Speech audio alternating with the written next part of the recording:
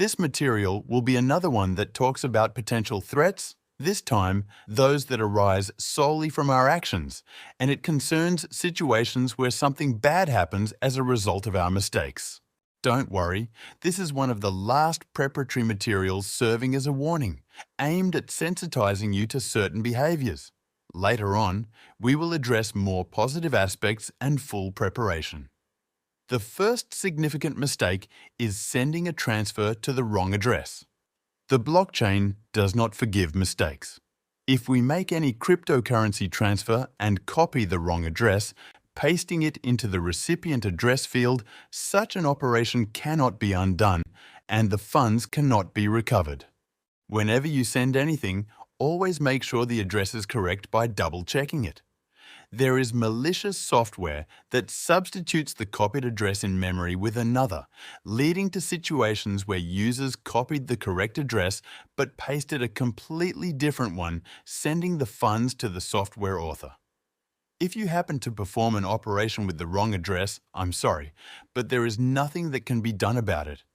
Therefore, always verify the address, not allowing yourself to fall into routine. It's an absurdly trivial matter, but such mistakes can become a problem if we forget about it. The second mistake, deposit to an exchange without a memo. Some exchanges, when making a deposit in cryptocurrencies, require the so-called memo to be provided during the deposit process. This is an additional number provided in the transfer details, which allows for the correct identification of the recipient.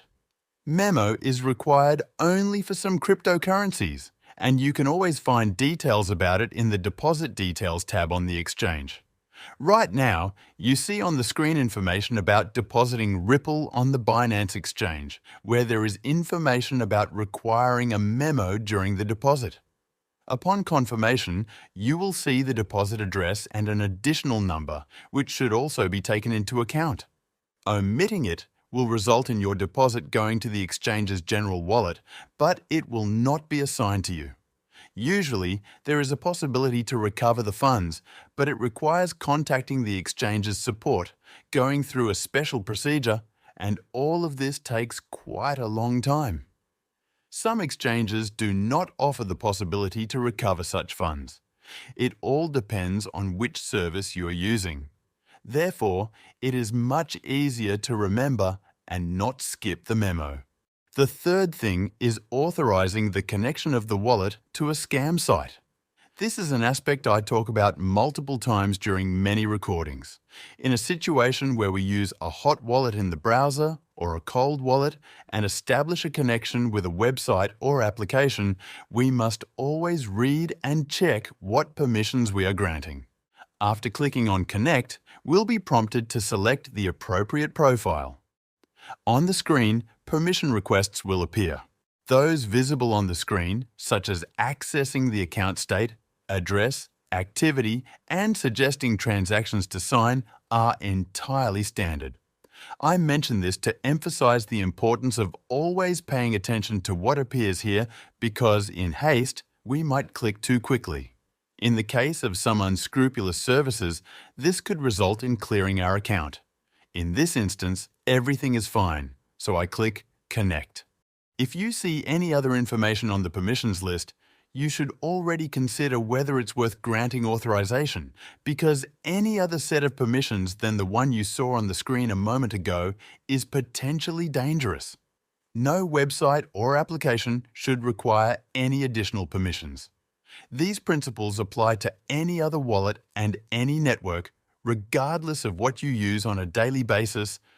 This issue is closely related to the next one, which is using all funds on one profile. If we connect to such an unscrupulous site with a wallet where we keep all our funds in one place, the risk of losing everything is very high.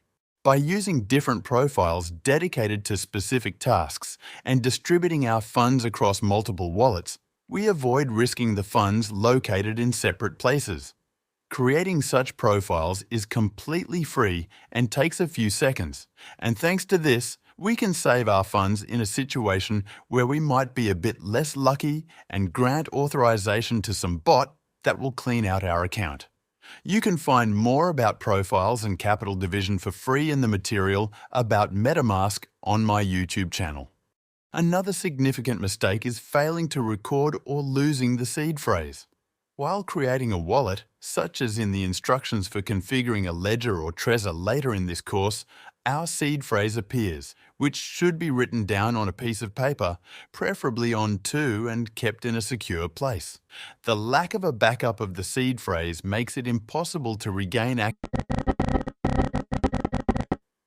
If you're experiencing a small heart attack right now, that's the correct reaction because our computer or phone can suddenly become damaged. And if we want to access our funds again, we'll have to recover the account on a new device. I want to warn you about such a surprise. In fact, it's the only situation in which I've ever lost money. I had a handful of bitcoins for a rainy day in my wallet installed on a Samsung Galaxy S6, which suffered irreversible damage to the motherboard while charging, rendering it unusable. Those were my beginnings with crypto, and I didn't have a backup. Nowadays, the lack of it is unthinkable to me. For the same reason, the seed phrase should not be kept in electronic form. Firstly, it can be remotely read, which happens rather rarely, and secondly, we can never predict when our device will stop working. Another significant mistake to avoid is the lack of a backup of two-factor authentication. Actually, the first mistake is not using an authentication login app, and the second is lacking a backup of the recovery code. Just like in the previous case, without a backup of the authentication app, we lose access to login and conducting operations. In some places, we can go through the procedure to reset access to the account, but the availability of such an option is not guaranteed. Sometimes it simply doesn't exist. You'll learn about the justification for using this feature in a separate material on 2FA. I always scan the QR code in the app on two different devices, and besides that, I print a copy of the scanning code in a paper version, which I keep in a drawer. It requires a few minutes of additional work and preparations, but with such a solution, there are practically no chances of any trouble. The next mistake is connecting to a public network without a VPN. Allowing yourself to connect to an unprotected network, for example, at a restaurant or an airport, poses a significant risk, and frankly, it's much more dangerous than you might think. By doing so, you directly expose the data being sent and received through your computer or phone to potential interference because they are not encrypted in any way. In various movies, we see hackers establishing connections through small devices and a few clicks, hacking into devices, and unfortunately, this is not fiction. Such things really happen. Some of you may smirk at this point, but I'm saying it just in case, because if you have tens of thousands of dollars in your web wallet, awareness of certain facts will be helpful. The solution to this problem is to use a VPN. This topic is further discussed in the recording later on additional software, so in consideration of your time, to avoid repeating the same information twice, I refer you to those contents later on. Related to this issue is the lack of antivirus software. Not having a good antivirus is like playing Russian roulette. On the screen, you see an article from the past few days about what has recently appeared online. The list of all the junk waiting for you is really long. As if that weren't enough, here's another list prepared by another service. In the world of digital currencies and digital reality, there is a lot of capital, everyone knows that, and everyone also knows that it's much easier to access it than money in a bank. In recent years, thieves' interest has been shifting to cryptocurrencies, so protection against such threats should be our priority, and without the appropriate and good program, this is not possible. You will learn more details in a separate material on software. I just wanted to mention it here because it's very important. Another fairly significant mistake is entering the seed phrase displayed on the cold wallet screen into any hot wallet. If you decide to use a secure external wallet, its entire security relies on the seed phrase being stored solely in the memory of that device. If you enter it anywhere else, such as to create a browser-based wallet, The whole concept of a cold wallet ceases to function at that point. Of course, it can be done, and such a wallet will operate in the browser and still be secure, but it will never be as secure as before. It's not a critical mistake, but it should be avoided to maintain the correct functioning of the entire external hardware mechanism. Moving on, the next item in this list is clicking on advertising links and all links sent in emails or private messages.